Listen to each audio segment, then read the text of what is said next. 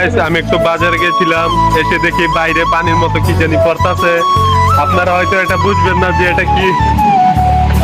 এটা আমাদের গ্রামের ভাষা বলা হয় ওইটা হচ্ছে আমার কাকা বিল্ডিং। তো আবার আরেক ভাই দেখতেছেন বৃষ্টির মাঝে কি গাঞ্জা মাঞ্জা কি খাইতেছে, মজা এই বেলায় বিড়ি খাইতেছে। আরেক বেটা ওখানটা খাইতেছে। দুইটা ওটে ওটে সংঘর্ষ হয়ে গেছে গা, দর্শন হয়ে গেছে গা।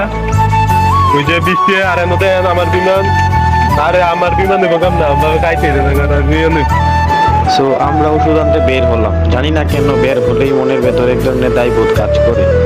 এই ব্যস্ত গ্রামের ভেতর দিয়ে চলছে, শুধু একটা কাজ মাথায়, ওষুধটা সময় মতো পৌঁছাতে হবে।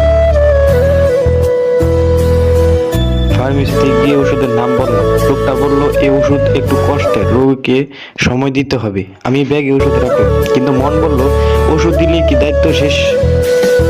ওষুধটা নিলাম, নেওয়ার পরে বাড়ির উদ্দেশ্যে রওনা হলো।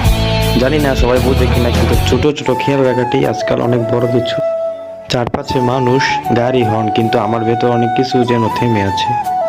সো যাই হোক, আলহামদুলিল্লাহ ফর এভরিথিং। আসসালামু আলাইকুম।